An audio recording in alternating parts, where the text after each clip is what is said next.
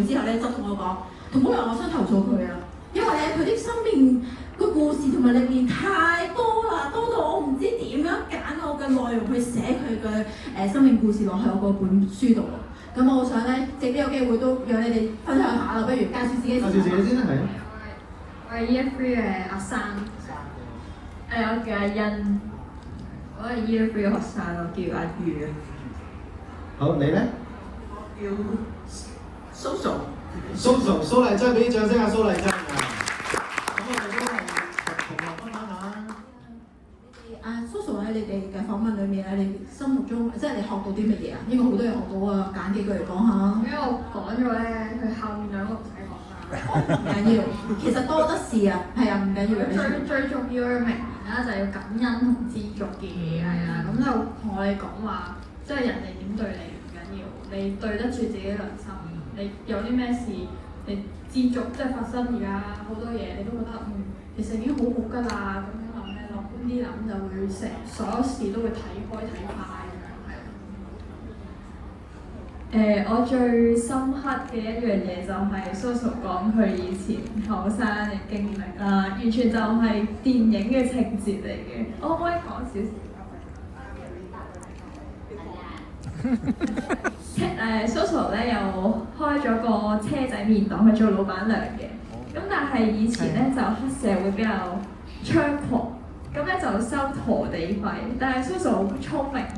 就係佢揾咗呢個最好出名嘅女郎探長去幫佢搞呢件事，係啊，呢樣嘢我覺得完全就係電影嘅情節嚟嘅。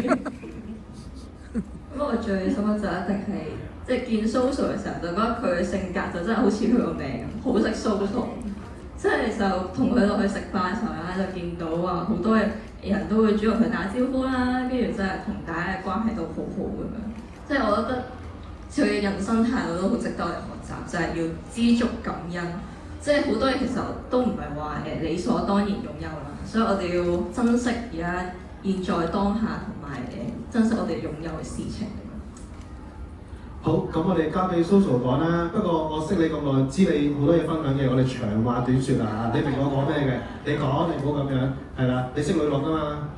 就係講多嘢。多謝。今日我可以嚟到呢度，咁我咧就80幾歲啦，咁我入60幾歲就入中心嘅，喺中心20幾年學到好多嘢，咁嗰陣時我好粗魯嘅，因為我未讀過書啦，咁我就好惡嘅，咁唔識得點樣去溫柔對人，咁後來入咗中心咧就俾人鬧得多啦，俾人主任教得多啦。溫柔啲啦，咁我唔識溫柔嘅喎。咁 OK 啊，不過真係學到今時今日，我就學到好多嘢，係中心教嘅。咁同埋咧近來咧有啲3位孫女咁乖，咁好就得我。咁去邊度啊都跟住 OK 啊，不過變話齋，到而家我仲可以學到嘢，好感激，多謝。所以話幸福唔係必然㗎，至緊要自己知足。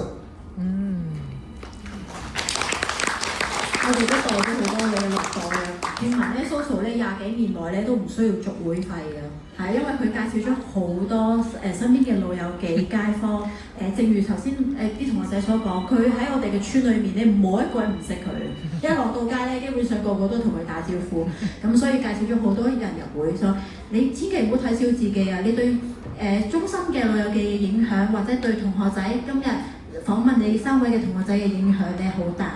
你嘅感恩知足嘅呢個心咧，係讓我哋咧係學習一世嘅，因為呢樣嘢先係能夠我哋咧繼續堅持行落去嘅一個重點嘅美德嚟㗎，知唔知道啊？啱先佢有嘢講，我冇嘢講。同工人講成篇嘢嚟，多謝佢，你講多謝。講多謝。多謝我哋嘅主任，同埋我多謝周生。因為咧，佢一嚟到都會話：蘇蘇有咩投訴啊？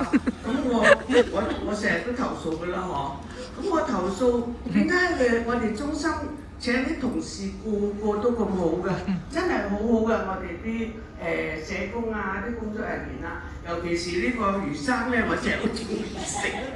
咁啊，仲有多謝彤彤姑娘，因為咧佢邀請我女嚟嘅，因為我女咧真係好忙，咁佢嚟唔到，咪佢咧好多嘢講嘅。